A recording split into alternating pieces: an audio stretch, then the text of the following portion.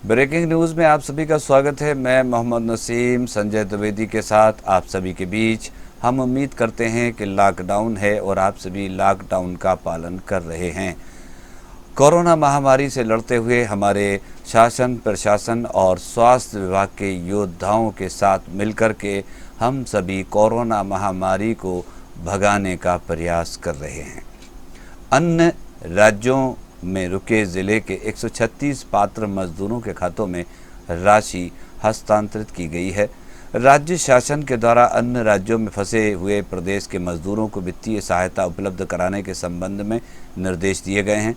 Collector Umashankar Bhargava के निर्देश के अनुसार मुख्यमंत्री प्रवासी मजदूर सहायता योजना के अंतर्गत अन्य राज्यों में फंसे हुए ज़िले के 136 मजदूरों के खातों में राशि हस्तांतरित की जा चुकी है।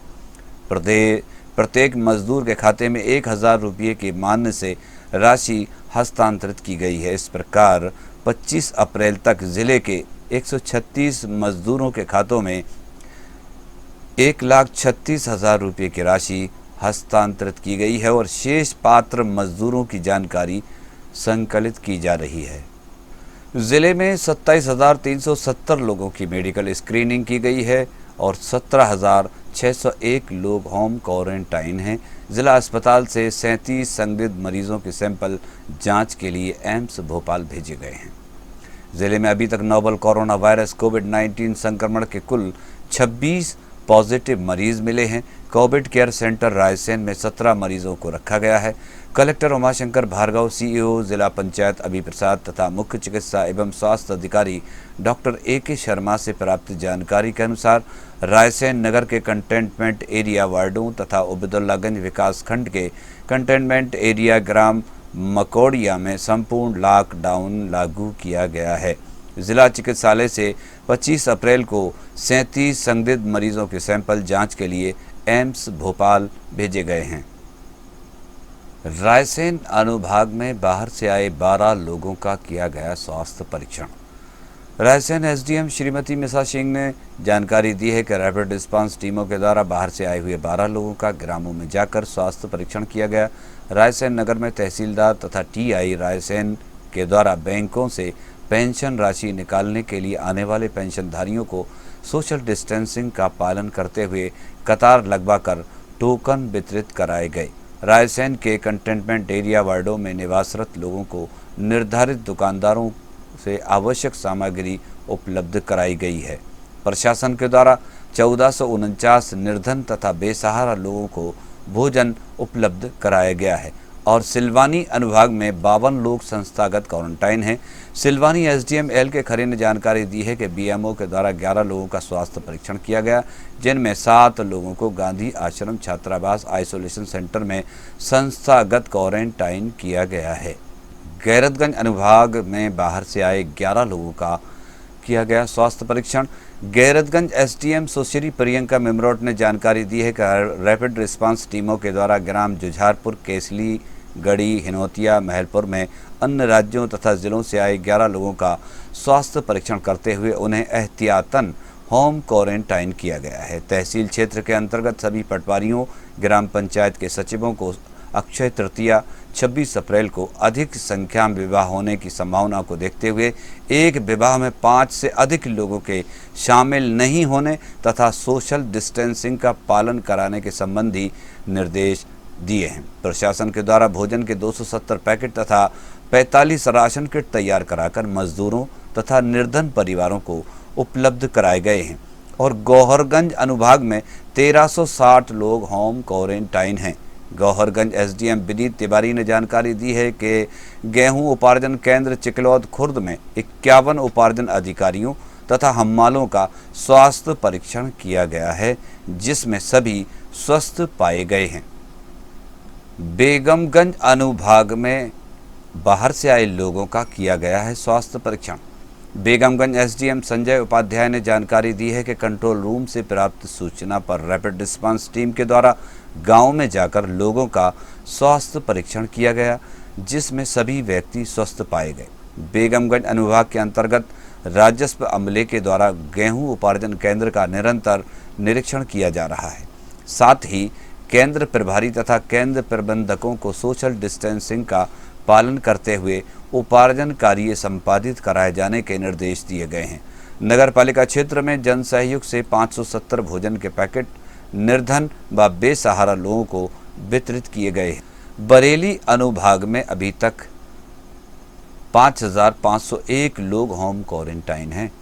बरेली एसडीएम ब्रजेश रावत ने जानकारी दी है कि बरेली आइसोलेशन सेंटर में 12 व्यक्ति क्वारंटाइन हैं, जिनका नियमित स्वास्थ्य परीक्षण किया जा रहा है और अनुभाग के ग्राम सिलवाह में भोपाल से 3 लोगों के आने की सूचना प्राप्त होने पर रैपिड रिस्पांस टीम के द्वारा ग्राम में जाकर उनका स्वास्थ्य परीक्षण किया गया।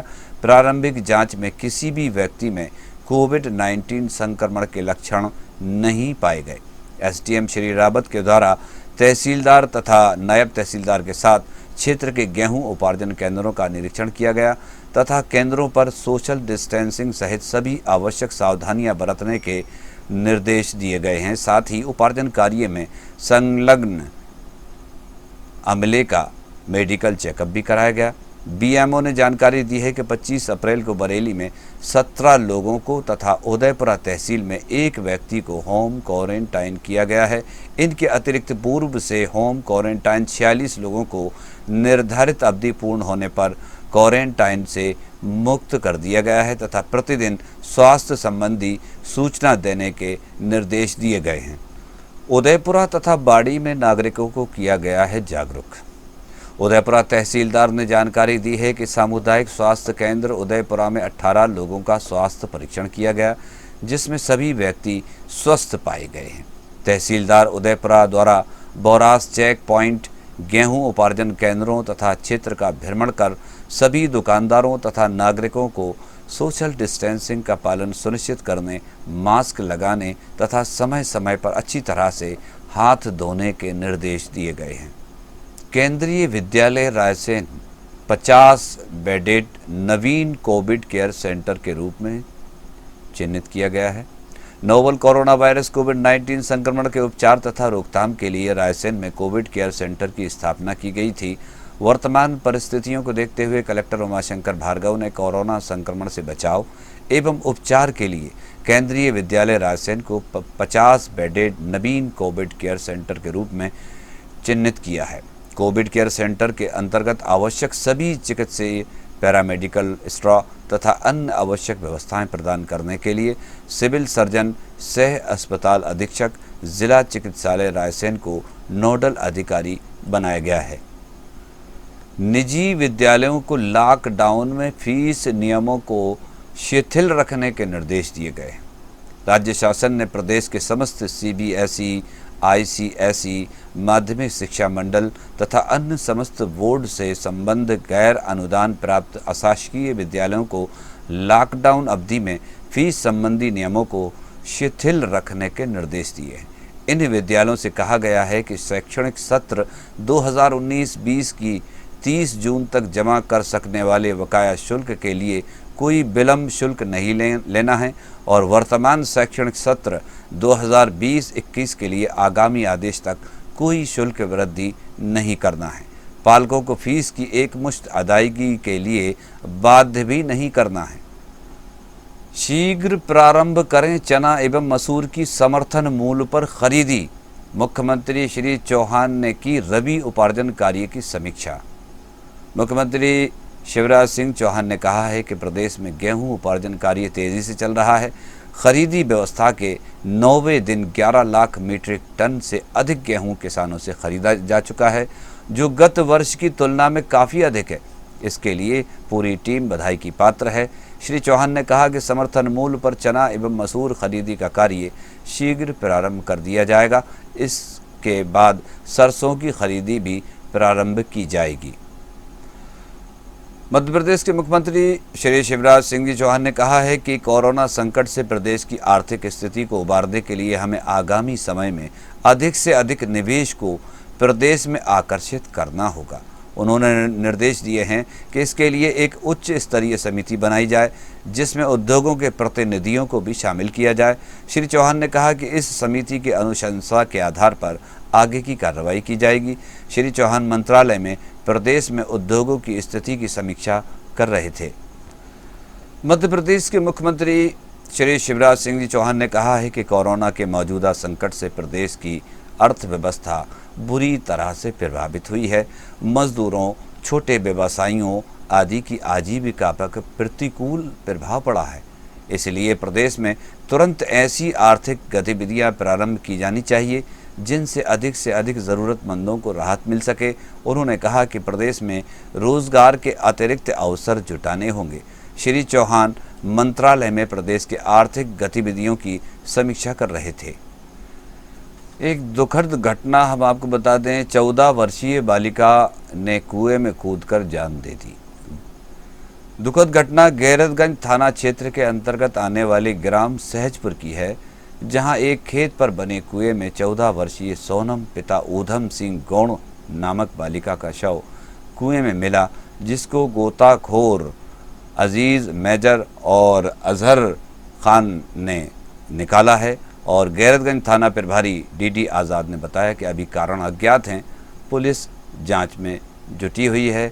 जो निकालने वाले गोताखोर हैं अजीज़ मेजर, अजहर खां और शेख नन्हे खां, उन्होंने इस 14 वर्षीय बालिका को कुएं से निकाला है।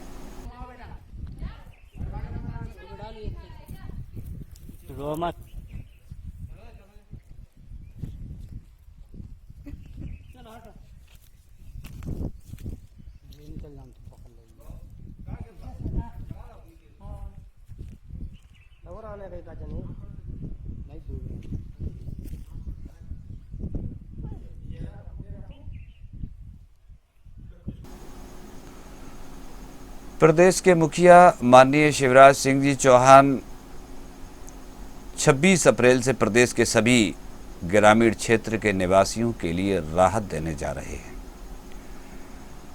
26 अप्रैल से प्रदेश के सभी ग्रामीण क्षेत्रों में जो कंटेनमेंट एरिया हैं उन्हें छोड़कर सारी दुकानें खोली जाने के निर्देश माननीय शिवराज सिंह जी चौहान ने दिए हैं। हमने ये भी फैसला किया कि कल से प्रदेश के सभी ग्रामीण क्षेत्रों में केवल वो गांव छोड़ के जो कंटेनमेंट एरिया में आते हैं, ग्रामीण क्षेत्र में सभी गांवों में दुकानें खोल दी जाएंगी। सब दुकानें खोल सकते हैं। शहरी क्षेत्रों में बाजार भी खुलेंगे, लेकिन मोहल्लों की दुकानें, आवश्यक वस्तुओं की दुकानें खुलेंगी। इसके निर्देश हम जारी कर रहे हैं। अपने मोहल्ले में उन दुकानों पर जाकर आप अपना सामान खरीद सकते हैं। इसलिए आवश्यक वस्तुएं जो रोजमर्रा के जीवन के लिए जरूरी है, उनकी दुकानें खोलने का हमने फैसला किया है। मोहल्लों में बाजार बड़े नहीं खुलेंगे, लेकिन माल, सिनेमा घर, gym, hotel, restaurant, swimming pool, beauty parlour जैसी दुकानें नहीं खुलेंगी। हमको सावधानी रखना है। सावधानी में ही सुरक्षा है। इंदौर, भोपाल, उज्जैन, जबलपुर, धार और खरगोन में हम दुकानें खोलने का फैसला नहीं कर रहे। मोहल्लों में भी कंटेनमेंट एरिया में तो कहीं भी सवाल नहीं। कंटेनमेंट एरिया की तो दुकानें, हॉटस्पॉट की दुकानें बंद ही रहेंगी, लेकिन कंटेनमेंट एरिया के बाहर दुकान खोलने का निर्णय स्थानीय प्रशासन जिला क्राइसिस मैनेजमेंट ग्रुप के साथ बैठक करके करेगा। परिस्थितियों के अनुसार उनको फैसला करना है। मैं फिर दोहराता हूँ, हॉटस्पॉट में दुकानें नहीं खुलेगी, कंटेनमेंट एरिया में नहीं खुलेगी। इंदौर, भोपाल, उज्जैन, धार, जबलपुर, खरगोन, उन नगरों में भी दुकानें नहीं खुलेगी। कंटेनमेंट एरिया के बाहर जिला प्रशासन और क्राइसिस मैनेजमेंट ग्रुप बहुत सोच समझ कर फैसला करेगा। ये व्यवस्थाएं हमने बनाई है, उसके निर्देश में जाएंगे।